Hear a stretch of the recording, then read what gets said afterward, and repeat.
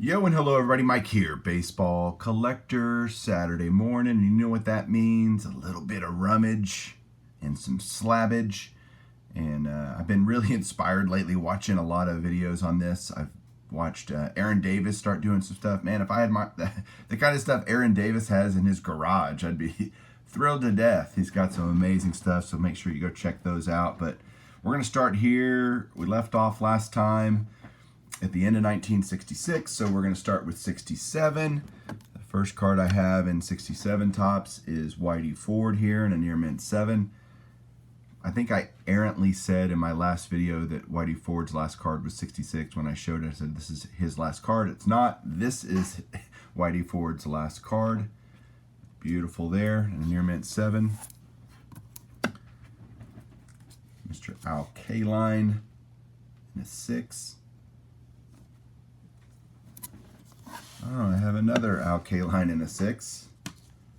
Sometimes I buy cards accidentally, not intentionally. There is a 67 checklist. I don't have very many of these. I have this one because it's a Mantle and it's on my kind of Mantle master set. Little floating head checklist for Mickey Mantle in a 7. Here's the regular Mantle in 67. This is a really pretty 3. Just corner issues and stuff. High grade Mantles are really, really tough. Eddie Matthews with the Astros, but obviously wearing a Braves uniform. I always love it when Topps just kind of reuses pictures.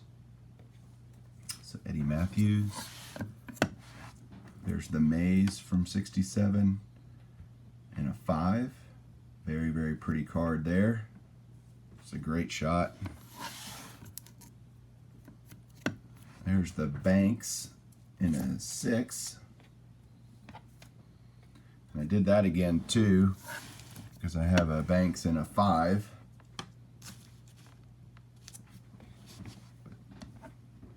Got some leaders cards from 67. Always love these when they have multiple Hall of Famers. We got Koufax and Marichal on this one, along with Mike Cuellar. This is twofer on here. You got Aaron and Mays as the home run leaders from 66 on the 67 tops. Nice design.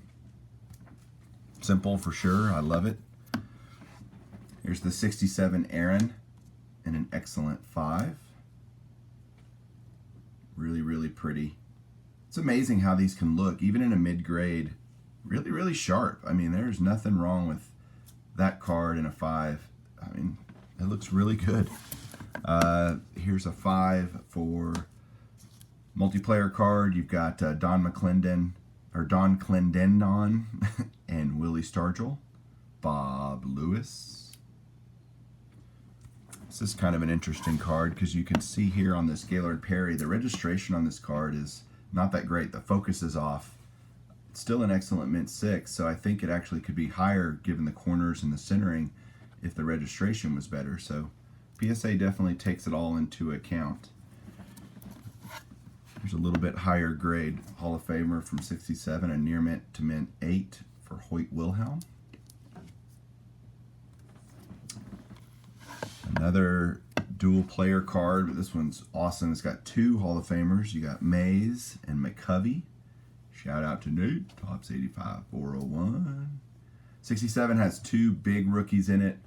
The Tom Seaver, which I do not have because it's crazy expensive, but I do have the Carew right there.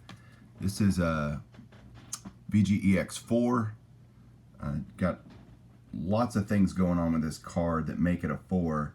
But the centering's okay, and this is, again, a really sought-after card, so I'm just happy to have it. Now we're going to go into 68. Plus, this is a high number, by the way, for 67, so that makes it tougher.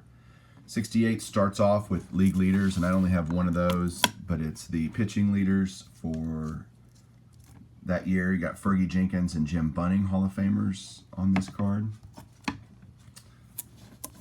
Got a Brooks Robinson in 68. This is a set design that's really grown on me over the years. I can't say I was a huge fan early on, but when I first started collecting, but it's grown on me. There's another Robinson, this one in a 6. So I have a 7 and a 6 in that card.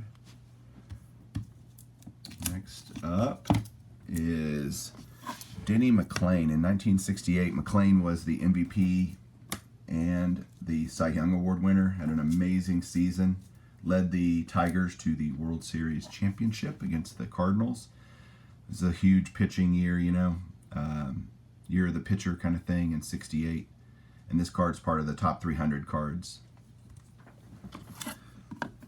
Awesome second year Seaver. Again, I don't have the rookie, but I do have the second year. Love the rookie cup on this one. Seaver's rookie card is a multiplayer card, so a lot of people like the kind of first card of a player solo. And I'm no exception to that. I enjoy those a lot too. And this is a 5 in that card. Here's another 5. Excellent 5 of Willie Mays. Nice card of Willie there. Here's an Ed Matthews with the Tigers. So we went from the Braves to the Astros to the Tigers.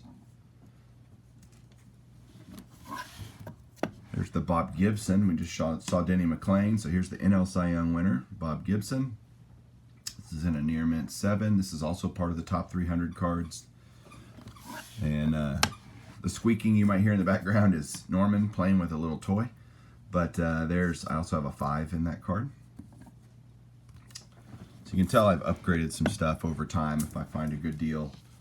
There's a Don Sutton in a near mint 7.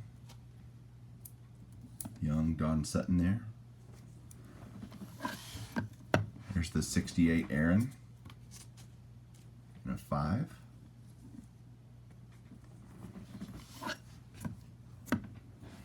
Bob Lewis in a 5. Very nice Clemente there.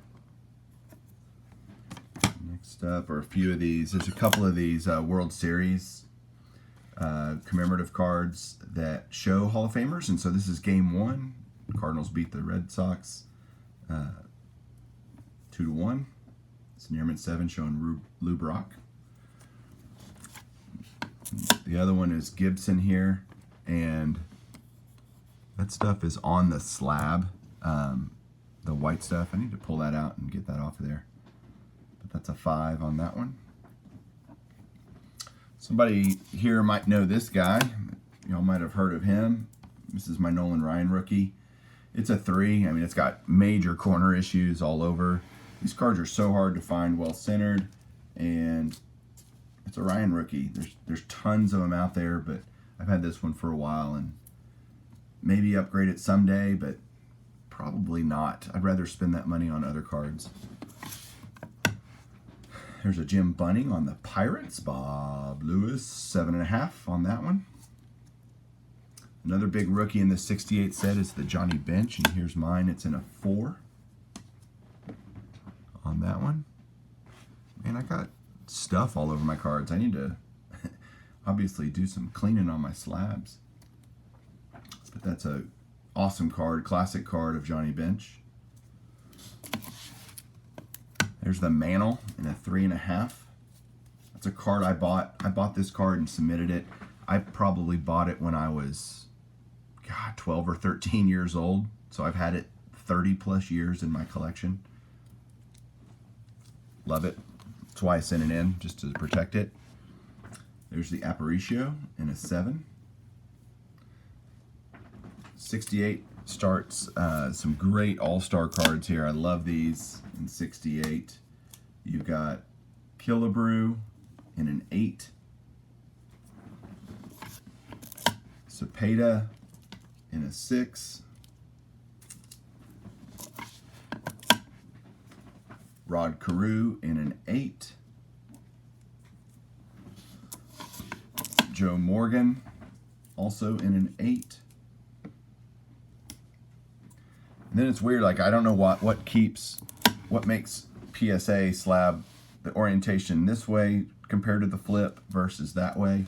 If somebody knows, tell me. I'd love to know what determines how they turn the card in the slab. But there's a 5 for Santo. There's a Hank Aaron in a 5.5. Beautiful. Hank Aaron is awesome. There's the Brock in a 6. Again, another turned the wrong way, but is what it is. There's the Frank Robinson in a 7. Kind of going a little quicker here. Y'all have seen these before. It's just for y'all to see what's in the collection and check it out. Maybe inspire you to go find these cards if you want something. Maybe you'll go, dude, that's a really nice card. I want to go buy one. VGEX4 here on the Clemente. All-Star. It's a very young Steve Carlton with the Cardinals in a near mint 7. Walter Alston, Hall of Fame manager for the Dodgers in a 7.5. 68 also has some pretty classic multiplayer cards. This is literally one of my favorite cards in my entire collection. And it's only a 3, and I don't care. I just love this card. It's an incredibly popular card. You got 3 amazing Hall of Famers at an All-Star game or something. Looks like LA is where this is, because you've got Willie Mays in a home jersey and the American League guys, Mantle and Killebrew, in away jerseys. So, and that looks like LA. Really, really cool card. There's a Frank Robinson in a 5, I should say. A 5. There's a Tony La Russa in a 7. 68 also did an awesome set, and I have the whole set, and I sent a bunch of them in to get graded. These are really hard to grade. You would think they wouldn't, because they have rounded corners and they're game pieces. The backs are simple. I'll show the back. They're literally just like a blue background, but you have to worry about centering on the front and the back. So that's what makes these really, really tough to grade. And so this is the Mantle in the 68 Topps game set, and it's a 3. You can also see the cards kind of, kind of tilted. The printing, it's kind of tilted. But there's the Mantle. Got a bunch of these. Hank Aaron. 4 MC. These all I sent in raw, so I don't know that I had high expectations, but I'm not disappointed. They're awesome to have in the collection. There's the Clemente. I had 2 mazes, so I sent them both in. There's 1 3. And there's another 3. So I got 3s on both of them. That's all right. Beautiful. So that's it for 68. Now we're going to head into 69. Again, the first cards in 69 Topps were League Leaders cards. I only have 1 of them so far. I'm going to get a bunch more, but this is a pitching leader showing all 3 Hall of Famers on here. Juan Marichal, Bob Gibson, and Fergie Jenkins. And we got Ernie Banks, off center for sure, but a great 6. Beautiful picture of Ernie Banks with that classic awesome smile that he has. The manager cards you can usually get for certainly a cheaper price and a higher grade, which is great, because these are still Hall of Fame cards, and this Walt Alston's no exception. A 7 here. Love it. 68 was this guy's rookie, but this is his 2nd year card. Again, that same thing with the Seaver, his first solo card. This is an absolutely classic Johnny Bench card. I mean, he looks so young. You got the rookie cup going, the mitt, the vintage mitt. I mean, everything about this card is just fantastic. I love it. This Hank Aaron I've also had since I was a wee lad, and I sent it in along with the Mantle and a bunch of other my kind of old vintage from my own personal collection from when I was a kid. None of them graded well, and I don't care. I just wanted them protected. And this Hank Aaron I got, again, 30 plus years ago. I love it. There's a Carl Yastrzemski. So shout out to all my Red Sox guys. Jason, Mr. Fisherbike, and Enough Said Cards, Andrew. They all love Yaz, as they should. Great player. Here's another Hall of Fame manager, Leo Durocher, for the Cubs in a near mint 7. Some fuzziness there on that card. I've got 2 of this next card, and I've got this is part of the top 300 cards, but it talks about Gibson striking out 17 players in the Game 1 of the World Series in '68, which the Tigers ultimately won, but unbelievable 17 strikeouts in a World Series game. So I have that in a 3 and then an 8. And so these, you can tell these cards are very different in terms of quality. Got centering issues on the one on the left, the 3, corners, everything about it. Versus the 8. The white's even whiter. It's just much crisper, more pretty card. Another card from that series, talking about the World Series, is another Lou Brock. So there you go. 69 Jim Bunning in a 7 with the Pirates. 3 more to go, but he's wearing a Phillies uniform. You can see the red pinstripes. Always funny. 3 more cards to show today on this row. There's a Mays from 69. Really, really pretty 4. Really nice. And then the Don Sutton in a 7. And my last card to show off today for this rummage video, for this row, is a 1969 Topps Frank Robinson. So there you go, guys. Another row down. I've got a bunch more to go, but we'll get to them over the next little bit. And I appreciate everybody watching, sticking around. Hope you enjoyed it. Let me know what you liked, what cards you really enjoyed. I appreciate everybody, and keep collecting.